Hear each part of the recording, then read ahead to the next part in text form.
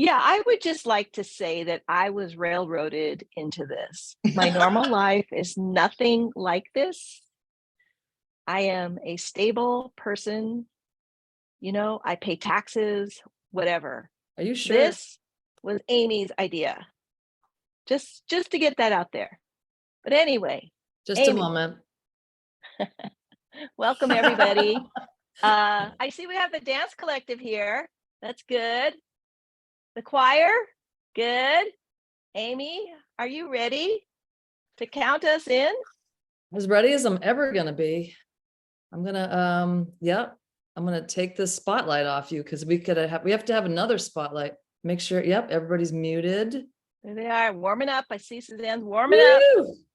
Yeah. Warming up. Yep, everybody mute and Yep.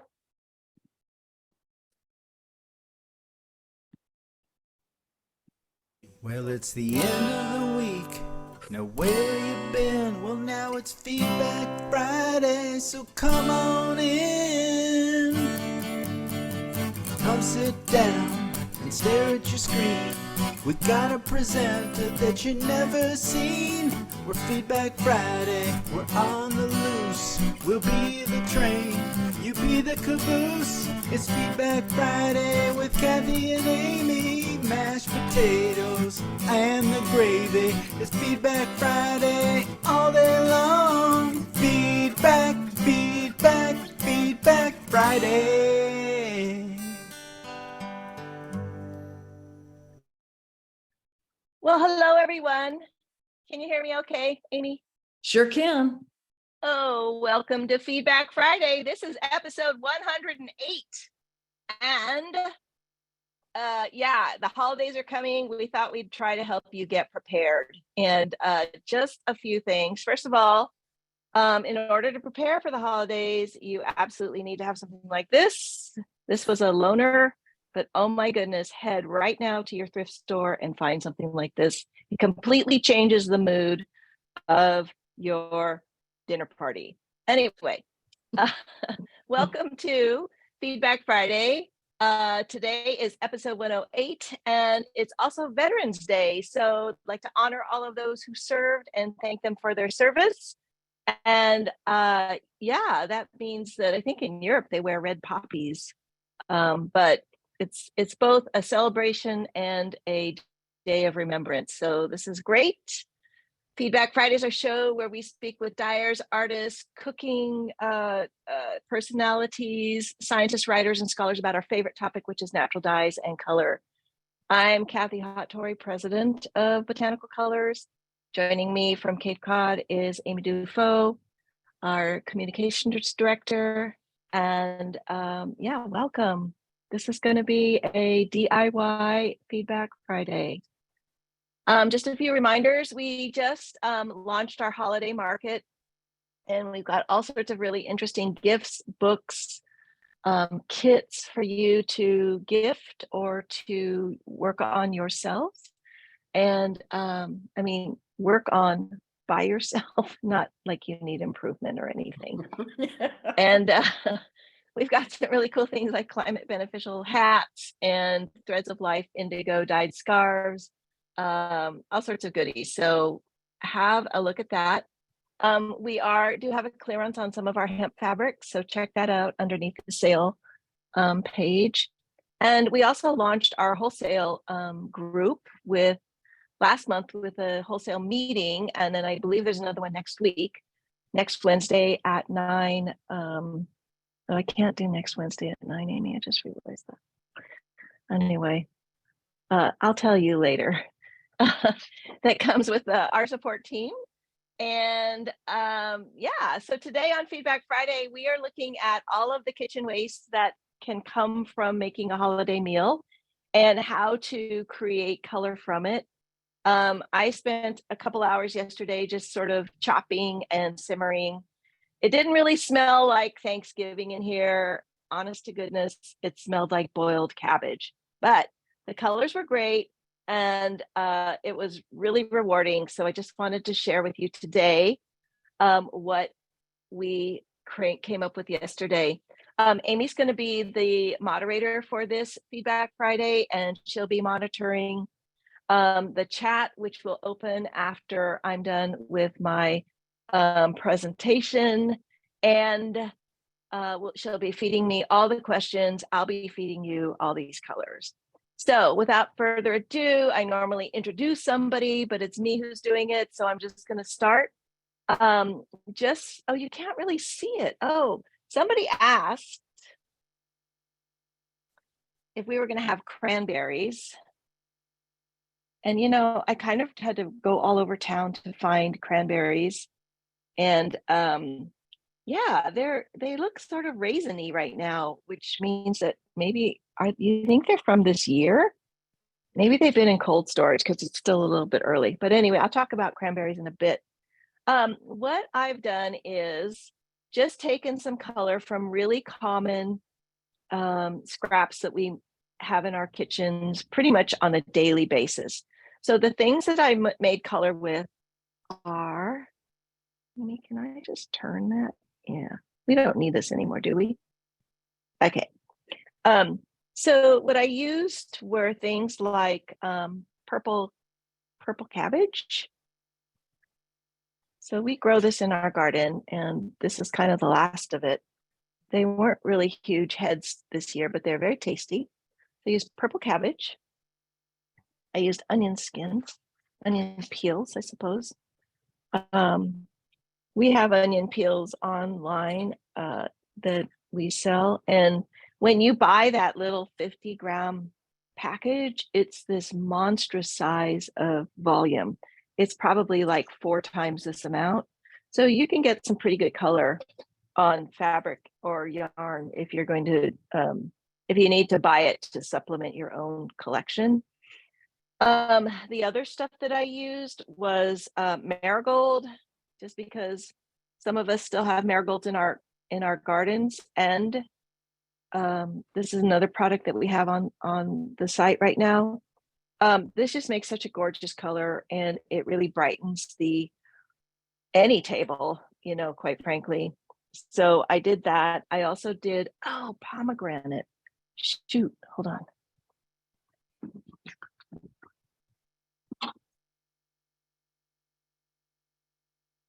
It's around here. This is like the strangest Feedback Friday we might have ever done, ever. And 108. Oh, it's not that strange.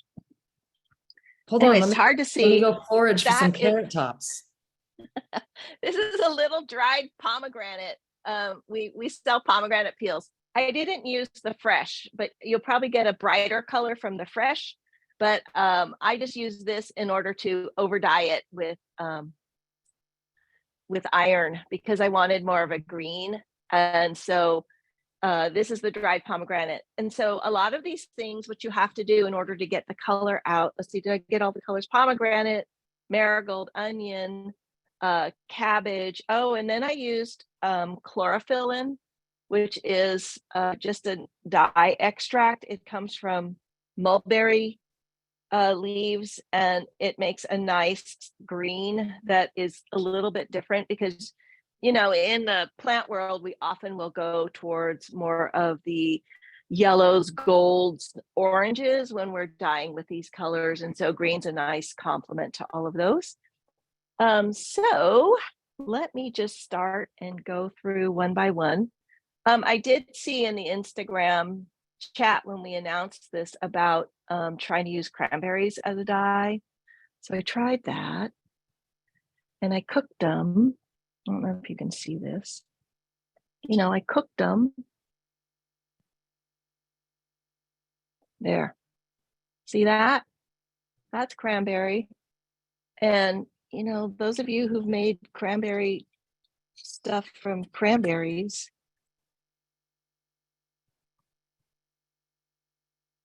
it's a beautiful color. A little hot, but still need sugar. This is awesome, Kathy. This is, I think Botanical Colors needs to end, and you need to start a cooking show immediately. Things not to eat. Don't eat cranberries unless you sweeten them. Wow. Anyway, cranberries, I don't know if it's gonna, it looks like a beautiful color. I mean, it's really cool because, you know, they're pretty, but they're not great. And then you cook them and they're, good Lord, I can't even talk. Oh my God. Woo! Okay. The squash is just for show. I did not die with squash, but if someone ever does, either the skins or the innards that you scoop out of the squash, let us know. Okay, so I'm just gonna go around and show you what I did and what the colors were. So my little camera, which was my phone, which what did I do with it? Here it is. Just kind of decided that it didn't know where the network was, so I can't use it. But I'm going to go through these. And so first off is onion peel. And so I use the this color onion, not the red ones. And as you can see, it makes a gorgeous color. It's a beautiful, warm gold. The fabrics that I used, is that too overblown? Maybe bring it up to the camera a little bit and without the light. Without the light. Yeah, Okay, yeah, there we let's go. see. There you go. Okay, Yeah. so this here is our favorite wool gauze. This here is the Kala Cotton 40s. And then this is the piece of silk noil that I found in a pile in a bin that had been mordanted with aluminum sulfate. So between the three of them, you can get a very bright color on wool, a more muted color on cotton, which is often the case, and then a very nice rich color that I think that the texture of the silk noil really enhances. So that's onion. And the way that I did it was I took one of those 50-gram packages and I basically dumped it into a stock pot, a small stock pot. So we have a pot about this size that we use. The other things I use a lot of are what I call soup pots. I'll bring that one over. God, I hope there's nothing in here. You know, these things that you can get at a restaurant supply, we use these a lot. So we'll put this right on our burner and make a little mini dye pot out of it when we're doing really small stuff. And so I used this and I used that pot. And I just added all the onion skins and put in some water. It immediately turned a very dark brown. And then all I did was just put in the fabric, stir it around, and then I left and went to the dentist and came back. I took it off the heat, left, went to the dentist, came back, and boom, this is what I had. So that was exciting. The next color that I worked on was chlorophyllin. And chlorophyllin is an extract that we have on the site. And again, it looks like I did a bunch of wool gauze. I'll just show you. So again, this is, it's a bit of a bluish green. It's got a little bit of blue in it. That's wool gauze. And then that is the cotton. So you can see the cotton's lighter, but it's still a really nice color as a, part of your holiday table if you want, or if you do any type of stitching, quilting. These are all really great colors. The next color that I did is purple cabbage. So I have a confession. I have never dyed with purple cabbage before. And I was reading it online, like, what do people do with this stuff? And there were all sorts of kind of crazy instructions. So I just made up my own. All I did was chop up the cabbage. They say to, chop it up as if you were making coleslaw, but I wasn't that interested in doing it that much. So silk noil, sorry, it's so uneven. I didn't really stir it. Silk noil, got a nice, beautiful color, wool gauze. And then the cotton, very interestingly, just kind of wimped out. This is actually almost like a silver gray, very, very light. but still pretty. Still looks, still looks interesting with other colors. Kathy, can So you do me a favor with the Yeah. colors that you just held up? Will you hold it up against the white of your awesome apron? The My purple, awesome apron, just the the purple. purple. Just so we can This is see the like cotton. yeah, so we This can is see. the Yeah, you can see it better against the white like yeah, that. that's it. Yeah. Yeah, And then this is the silk noil. So great. silk noil, wool gauze, cotton. All right. Okay, so then after that, I went to pomegranate. And again, the pomegranate are these little dried peels. They are not the red things that you can get at the market, but you can definitely use the things that you get at the market. The big, huge, beautiful red fruits, and just save the peels. I don't think you need to dry them. I think you can use them fresh, and you would just chop them up and again, put them in hot water and let them steep for a bit, and you'll see the color come out of it. Your dye bath will turn color.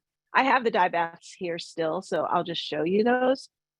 And then what I did was I put this was a very dark kind of brownish gold, and I put it into iron because I wanted more of an olive color. And are you able to see it, Amy? Okay. Yes, ma'am. So this one is the silk. This one is wool gauze. It's very interesting. It got very brown, and it just reminded me that, since it's Veterans Day, during World War I, because there was an embargo on a lot of the dyes, because most of them were coming from Europe, Germany, and the United States was basically at war with Germany, so there wasn't any dye available. So they were using natural dyes in order to dye uniforms. And one of the colors is very similar to this, which is basically a yellow-based tannin with iron on it, and it almost looks like a khaki. And so I was like, oh yeah, there's that color in there too. So on wool, you get that color, and then on cotton, you get a much more kind of metallic green than you do with the olive and the brown. I don't know. Can you see that? Yeah, One day, Amy, we will have real studio lighting. I know. Wish But big. yeah, so wish big. So that's pomegranate with iron on it. And we'll have these recipes. They're very simple for you. So you can create your own holiday scrap table. The next color that I kind of polluted it, I have to say, something happened here. This is marigolds. And so, again, a really beautiful, bright color, very orange on wool gauze, super bright on the silk noil, and the cotton got all sorts of stains on it. I'm not sure from what, but it looks like a little bit of an iron stain. But again, the cotton, it took very vividly. So it's a great color for cotton if you want to do that. The final color that I did was with madder, just to get this kind of a color into the palette. And so these were actually the samples from our aluminum triformate on cotton recipe experiment that I did. And so this is what it looks like on cotton, and then same dye bath on wool. So if you're really looking for that super dark cranberry color, it's madder extract on wool with aluminum sulfate mordant. Amy, that is my color palette, unless I'm forgetting something. I'll show you what the dye baths look like. I just opened the chat up, you guys, too, if you want to start asking Kathy a million questions. I'm bringing you pomegranate and cabbage and marigold, because that's what I have. Let me see if I can show these to you. Something I just want to throw in there, Kathy. Yeah. For everybody to think about. So all color is fun and all color is exciting to explore. And sometimes they're not light fast or color fast or anything, but just, some of the best inks that I make out of like beets, is beet ink color fast? Like it's Not as the much, but as the pretty. dye, there's dyes and there's clothing and stuff, but this is really just a fun exploration of color. So just Yeah, I think keep this that in is mind. just really something where you're looking at like, wow, I have all of these scraps left over from the cooking I was doing, or I'm cleaning out the garden and I've got all this stuff. What can I do with it? So this is really just a suggestion of that. I forgot, I used the second bath for pomegranate and put more wool in there. So this is what it looks like fresh out of the pot. That's pomegranate on wool gauze. And then as I was saying about the dye bath, let's see if I can show you. God, I know I'm going to drop one of these. It's going to be recorded. Can you see how brown it? Oops. Oh. Yeah, we got pomegranate juice on the. A little bit. Can you Maybe. see how dark that Oh, is? we're doing it again. Yeah, so it's still quite brown. So there's lots of color in there. Kathy, you have to go back to cooking school class. Yeah, I know. I can't quite do all the little geometric angles. Can you pull it out with your hands and show us? I can show you a spoonful, maybe. Oh. Can you see the purple of the purple cabbage? I know. I have a glass. One moment. There you go. Perfect. One moment. Perfection. All right. One moment. I'd like to thank my mother for letting me borrow her apron today as we wait for Kathy to come back. Thanks, Mom. Yes, thank you, LED. Otherwise, I would have been here all by myself. I would have had my cool denim one on. That looks like just cool clothes. So this is the dye bath for purple cabbage. So you can see it's still quite dark. Oh, it's very dark. It is quite a fugitive color. So just be aware of that, but it's really fun. And your whole house will smell just like boiled cabbage. That could be evocative for some people. Evocative. You need to stop. This is the marigold bath. Like the Letterman show or something. Okay. This is the marigold bath, and again, quite gold still, ready for another round of something should I decide to throw it in there. So, and then let me just show you the pomegranate bath. Pomegranate. See, it's quite dark. Quite dark. Yeah. So you've got lots of color left in there.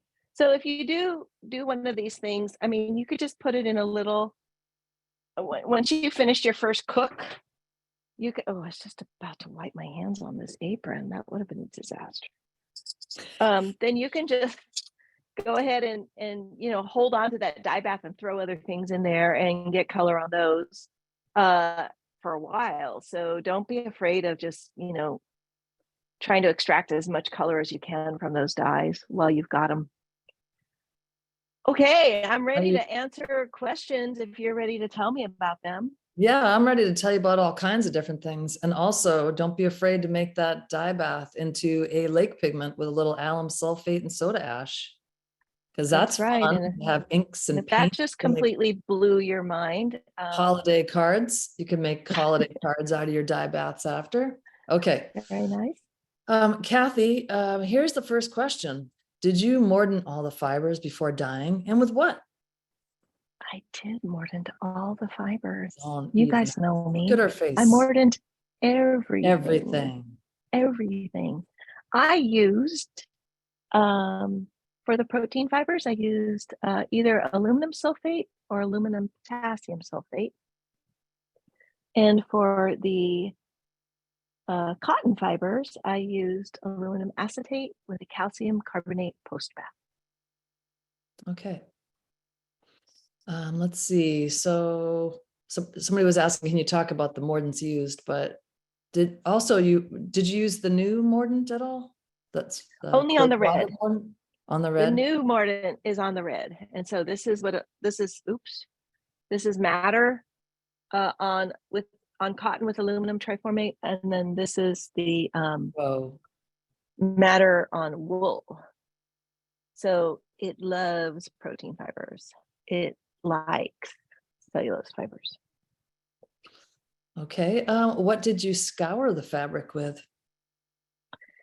Well, I scour fabric. So I did not scour the wool gauze. It's typically pretty light and pretty clean. The silk noil was scoured with soda ash, probably at about 1%. We put in some, but we don't put in a ton. And then the cotton was scoured with maybe 2% soda ash. My God, Kathy. Deanna just said, Kathy is the Julia Child of natural dyeing. Love it.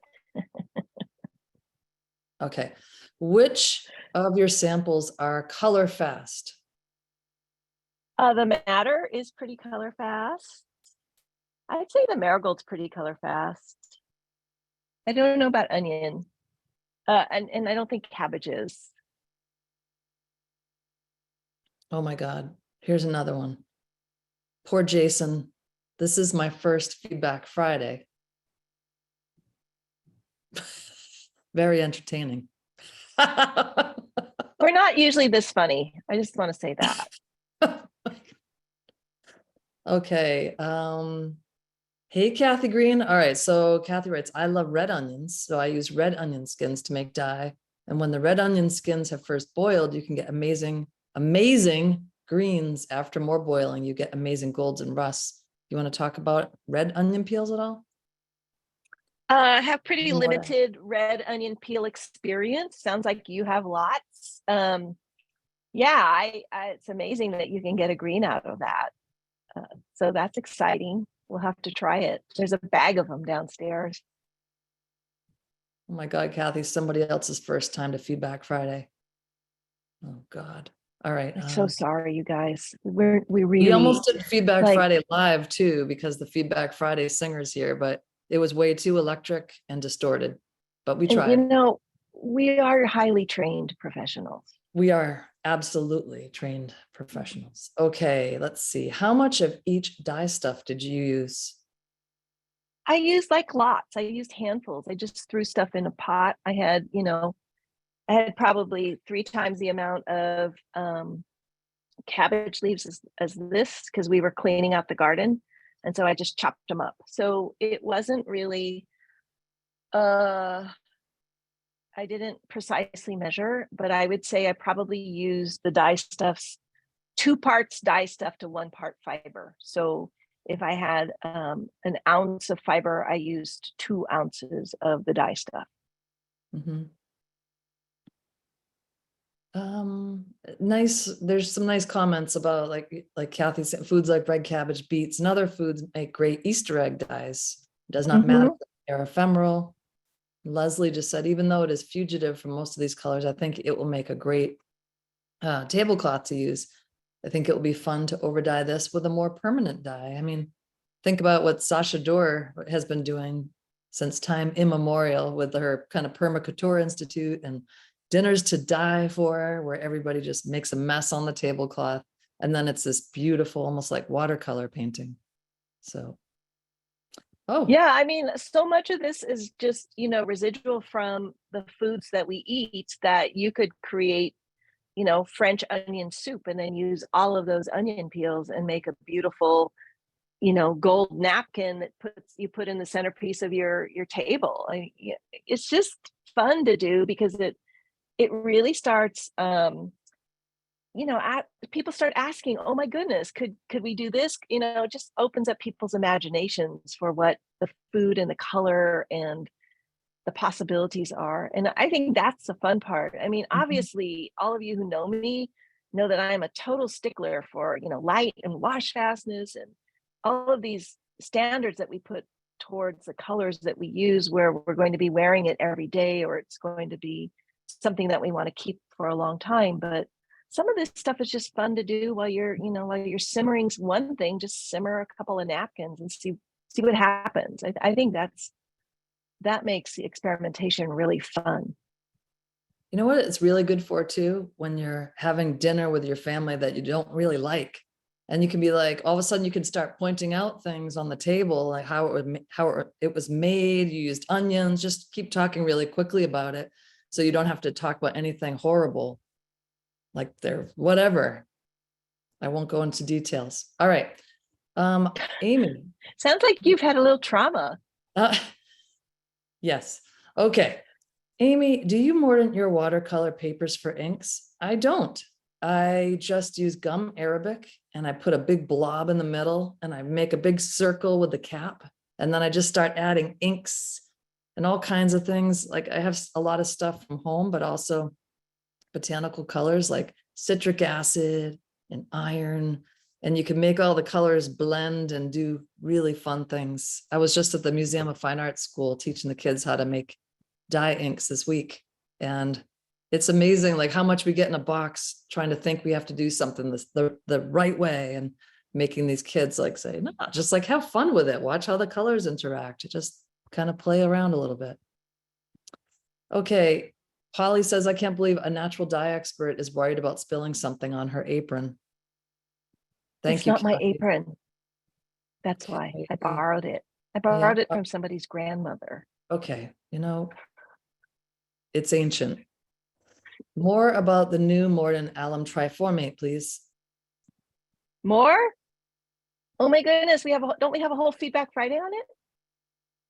We do. I will dig that. When I So, put the video from this, if you choose to go back in time and want to be part of this again, you will be able to have a link to that and see it. But briefly, so this is a mordant that has been around for at least 10 years. I've found other references by other dyers who have been using it.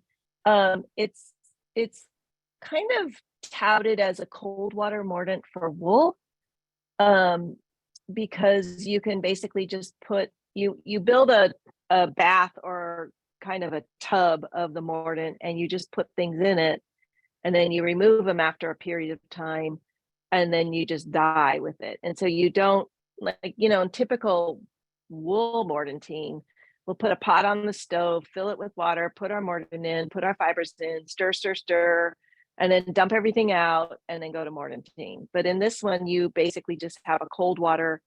I have like where'd it go? I have a plastic tub that I use like this. And I have a bunch of fabric in here, and I just, like, I like it because I had a 10-liter recipe. So I just put everything in here and I let it sit. Some of this stuff has been sitting for weeks, and then you just pull it out when you want it, and you replenish it a little bit when the water level goes down, but it's pretty simple. So and we did like 16 different dye baths, just trying to figure out like what was the sweet spot for this particular product. And so what we found is that it loves wool, it likes silk, and it likes cotton. So this is all cotton fiber in here that's been in here since probably the summer, and I'm just pulling it out and using it as I want for other things. But what I like about it is you can use it on either wool or either plant fibers or animal fibers, and it's not like wafty the way that aluminum acetate is, which is quite irritating. And it gives coverage. It gives really even coverage on pretty much every fiber that we've used.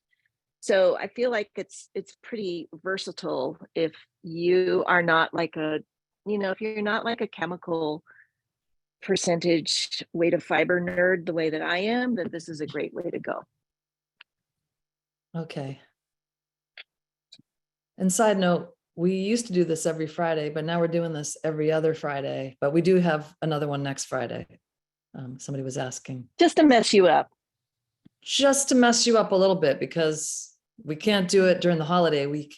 So we're going to do back to back Feedback Friday. All right. To keep color fast, could you soak afterward in a vinegar bath or something else? Vinegar is not an extender of light or color fastness on natural dyes. It may work for some synthetic dyes, and you'll often see references to that when someone is using a synthetic dye, but I don't use it as a way to extend anything. I mean, the first of all, the best way to get color fastness is use color fast dyes that, natural dyes. So those are typically the kind of the traditional tried and true. I would say among all of these, the pomegranate is probably a good one to kind of focus on because it's been used for a long, long time throughout India, the Indian subcontinent, Central Asia as a dye. And so those textiles still exist. If you're looking at making like napkins that you're going to launder every single day, possibly other colors would be more suitable. But then you could always re-dye them because you've mordanted them. Totally. I mean, if you're cooking with onions, you have a ready dye source to keep refreshing some of these table linens if they get a lot of use. Yeah, just bundle up those babies and steam them, and you got a whole new napkin. Okay, how color fast is chlorophyllin, and what weight of fiber did you use? Chlorophyllin is moderately color fast, and I used maybe 2% weight of fiber. Okay, and here's A's, who's also, it's A's first time here and enjoying themselves. All right, usually how long do you let them boil? Which I'm assuming maybe or how about just talk about you're letting them simmer, generally how long? All the things that you've generally, so we recommend anywhere from 40 to 45 minutes, and we don't really boil like at a rolling boil. We typically will bring it up to maybe 145 degrees Fahrenheit. And then we don't go much higher than that. Some of these particular, color constituents in these food, basically these are food colorants, right? Are a little bit more fragile than the things that we use for textile dyes. So things like walnut hulls will probably have more durability than red cabbage would, kind of thing. So, and you can increase the temperature a bit on the more durable dyes, but on these, because they're basically food dyes, I kept it at 145 degrees Fahrenheit or below. Mm-hmm. A lot of times it seems to just go brown. You get past this little peak of a beautiful color, and all of a sudden it's like bleh. But yeah, you boil out the color. But there's always iron. All right, let's see what color. What color is pomegranate without iron? Pomegranate without iron is that other little swatch I just showed you. It's this one. It can be like either a very deep gold, not as warm as the marigold and the onion, or it can be this is a little bit more orangish. It's deeper than what you guys can see on the. You put it up to your apron again, because I bet you could see it better. Oh my God. Yes. I'm really scared. It looks, yeah. It's very light. It's a very light gold color. Okay. It's not red, just so you know. Caroline Green, no avocado skin demo or pit demo. Want to talk about it a little bit? What you get from avocado pits and skins? Pits. Yeah, so avocado gives you kind of a pinky tan color. And I don't know, I don't live in an avocado bearing region of the United States. So they're so expensive. I mean, they're like $3 a piece. So we don't eat them often, and we certainly don't eat them often enough to have enough to dye with. My experience with avocado is that it's a really pretty color. If you want that color and it doesn't need to be avocado, you can just use madder extract at a very, very low percentage, and you'll get that same beautiful pinkish color. Yeah. So if you mordant a tablecloth, you've just got a white tablecloth, you mordant it, you lay it out, and now it's time for your dinner, and people are spilling all over it. Is it going to stay? The colors? It's probably going to stay more than you want, unless this is the effect you're looking for. Could be. Yeah. Okay. Were the 3 types of fabric dyed at the same time? Do you put all the fabric in one pot? I did. Okay. I want to say something about avocado pits. Just make sure you mark them as pits when you put them in your freezer. My son was thinking he would make meatballs one night, not what he got. Okay. Ooh. Are there any cooking herbs that are good for dyeing as well as cooking? Parsley or rosemary?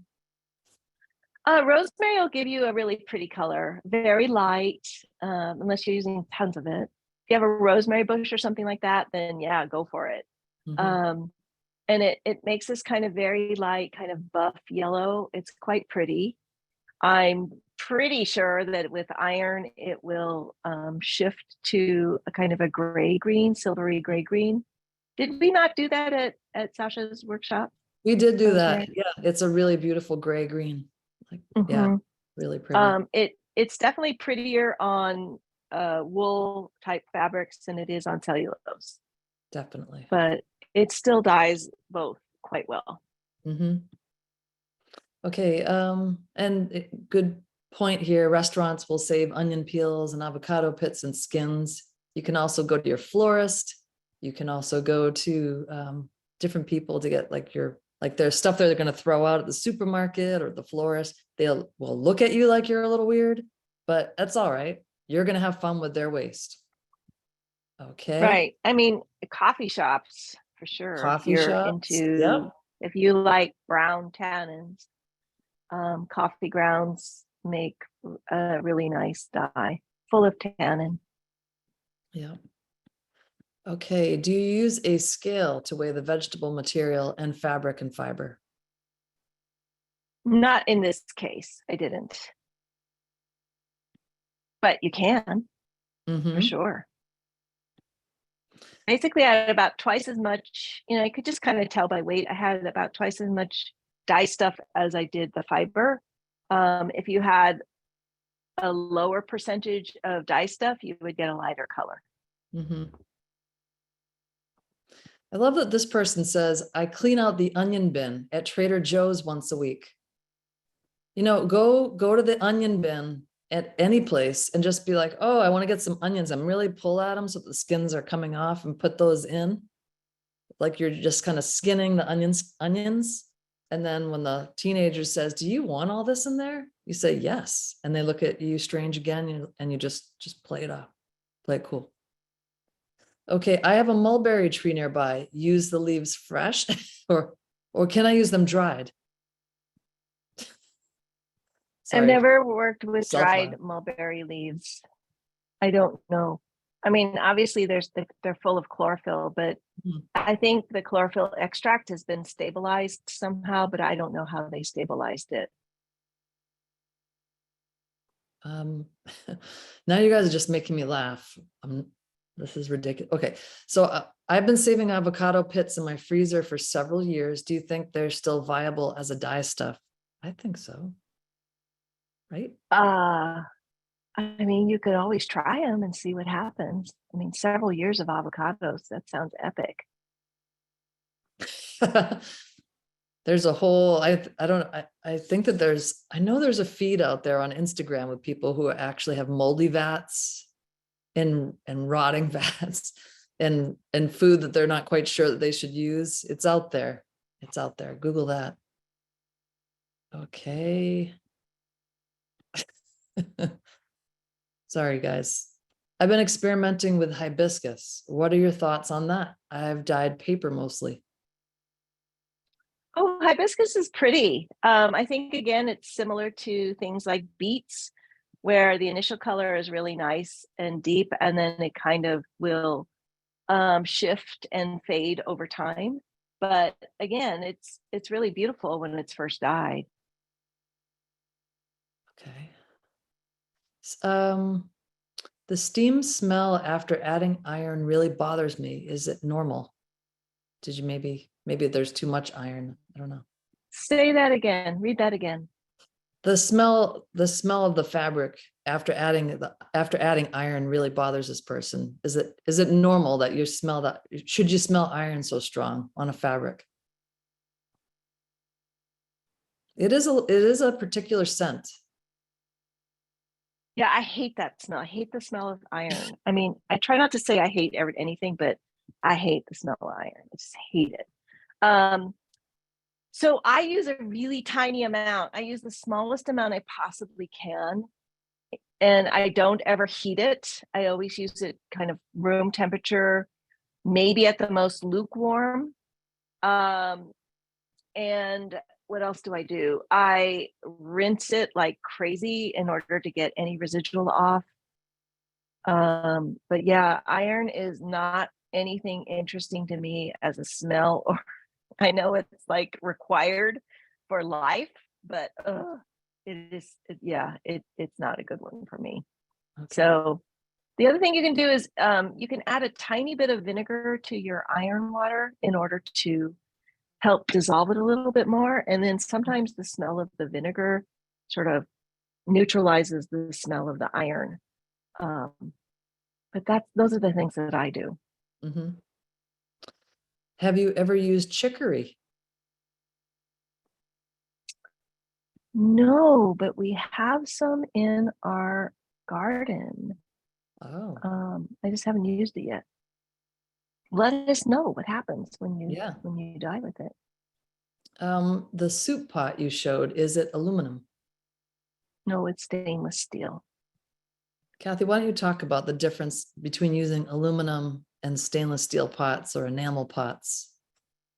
So what I learned was that you wanted to always dye in a non-reactive container. And so that could be enamel, it could be glass, although I've never seen a glass stock pot before. And it could also be, in some cases, if you're only using a cold dye bath, you could dye in a plastic, bucket or container.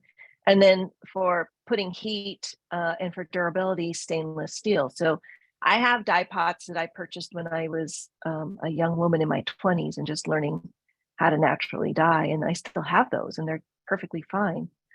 They cost more, but they're so much more durable and they don't change the color of your fabric or alter the dye bath. Now, in some cases, you might want that. You may want to have the dye pot itself alter your color. So that's why you'll see that dyers are working in like cast iron Dutch ovens. Or I have like a copper pot that is a candy pot. So it's not lined, it's just copper. And that will also shift some colors. And those are also perfectly fine to use, but you just need to understand that that's what's going to happen. So if you're doing, a specific dye bath and your color comes out very, very different because you've got an iron pot versus someone who has a stainless steel pot or even an aluminum pot, that's why. And I've read in a couple of different sources that people say, oh, aluminum pot's great because it mordants your fiber as you're dyeing. I don't think you get as much aluminum off of it as you think you are getting in order to actually mordant your fiber, is my first question. And then the second question that I've seen, at least in our experience, is that we used to do a lot of red dyeing, meaning that we dyed with madder, we dyed with cochineal, and we dyed with lac a lot. And we found that 100% aluminum pot would actually dull the color of some of these dyes, whereas a stainless steel pot wouldn't affect it in the same way. And I don't know what the chemistry of that is, but I've just had a couple of experiences where aluminum pots have just not held up under the wear and tear of our dye studio. And so it's not worth it for us to invest in them. I think they're fine if you want to like heat water or, have a pot of boiling water in order to heat another dye pot, add to another dye pot or do something with that, they should be fine. But as a working tool, we don't use them. Mhm. Have you ever used amaranth for a dye? I have. And I think we overcooked it. It went from a beautiful blush pink to just kind of manila folder beige in the course of our little experiment. So I haven't used it since. I know that some people have mentioned their eco printers here. I've used the leaves and they are gorgeous. That a really gorgeous outline that you get. It's kind of like kind of like very green actually when I got it. And also in the fridge here, I've got a whole jar of dye made out of or paint, and it's this kind of Barney purple, which is really funny. Okay, to use walnut hulls, is this the mushy part under the skin, but not the nut? That is correct. That's where the color is. But, if you're trying to basically pull that spongy greenish brown hull off, you need to wear gloves unless you really want to have dark brown hands, for like a couple of weeks. It's very staining. And yeah, the nut part, you can either, use the nut or give it back to the squirrels. The walnut leaves as well make a beautiful greenish bronze brown color. And if you find fallen walnut bark, that also will yield a color. So you've got some options with the walnut tree. Okay.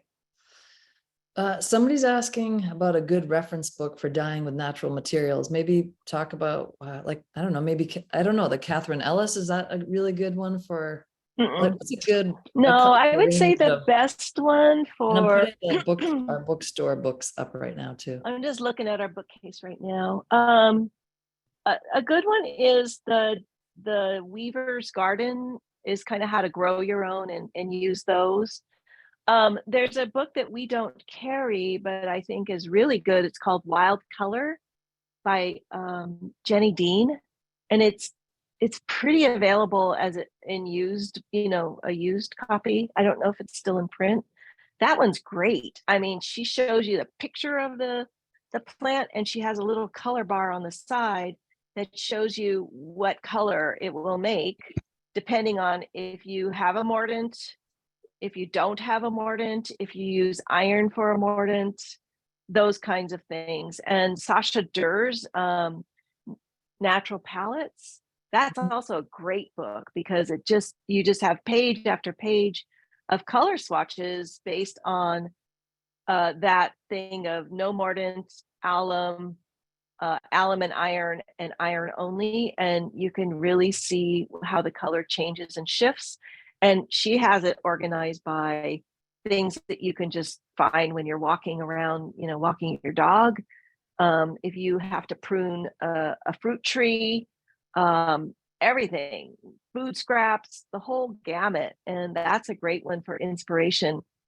The only thing with Sasha's book is that there's less information on how to actually dye with them. But as you can see, it's a really flexible, forgiving process. It's not like you have to be super exact. I mean, like a big handful of cabbage is going to give you a light purple.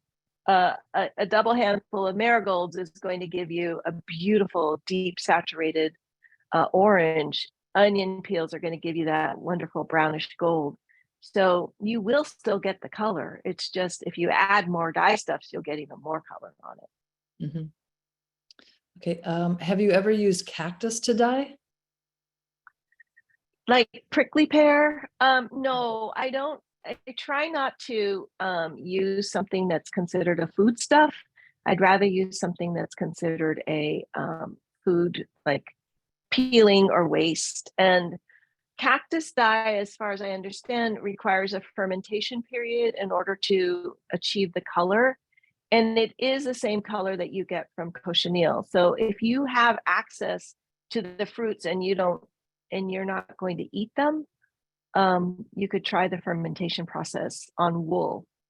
I've never seen the prickly pear cactus as a dye on cellulose, but possibly someone's done it. And the actual cactus flesh, like the green part, I don't know that it would give us much more than a yellow that we could get from a lot of other plants. So I don't use cactus. Okay, Kathy, this is your last question. Okay. Scouring for 200. Okay, little Jeopardy, funny. Like I see everybody's faces like perplexed but smiling at the same time. Just gonna keep you on your toes. Can you briefly describe the scouring process? Sure. Typically scouring is done for really dirty fibers. It is possible to purchase fibers that are already prepared for dyeing or ready for dyeing. Those have been pre-cleaned and are in a much better shape. So if you can do that and it's the thing that you want to purchase, then buy it. If you're scouring your own fibers, you would have a pot that's large enough to hold whatever the piece is that you want to dye, and you fill it with hot water and you add 1 to 2%, maybe even 3%, depending on how dirty the fiber is. And you bring the heat up to basically about 180 degrees Fahrenheit, which is, I think, it's like 83 degrees centigrade. So, and what that does is it if you're using cotton, it will dissolve the wax, it will melt the pectin, and it will clean the fiber. And if it's not clean, then you get really uneven and very light results. But if it is clean, then you get much better results. So you hold the scour anywhere from 30 to 60 minutes, depending again on the cleanliness of the fiber. So if things like really, like if you're buying fibers that are basically, if you can smell them and they feel stiff and kind of rigid, but it's not supposed to be that way, then you probably do need to scour it. And scour water is going to look anything like, like it will look like tea water if it's a really dirty item. Okay, well, thank you, Kathy, for all your knowledge. And well, you're welcome, Amy. And Apron. Yep. For everything that you gave us today. We appreciate it. So You're if you so guys, welcome. Yeah. It was my pleasure.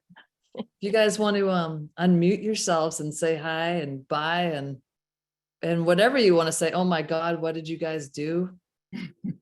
This was madness. Thank you. It was Thanks, really Kathy. fun. Thank you. You're welcome, guys. you. It was So great. good Thank to you. see everyone. Nice to see you all. Good to 1 to see 2% everyone. of what? Thank you. Bye. Oh, there's Thank Marie. you. Hi, Marie. Hi. Marie Vanceville. C'est moi. Bye. Bye. Bye. Bye. Great to see Thank you you. all. Thank you. Poor Bye. Jason. See you soon. Thank you very Bye. much. Bye-bye. You're very welcome. Thank This happens you. again next week. Okay. Yep. It'll be a little different next week too, actually. Yeah, it's going to be pro next week. Well, it's still Not gonna be a little really like different. this. Two former Feedback Friday people having a conversation on the meaning of stitching. What was the Mm. 1% to 3% that you put in your scouring water? Yes, please. Soda ash. Thank Okay. you so much. Oh, That's what we needed to know. Soda.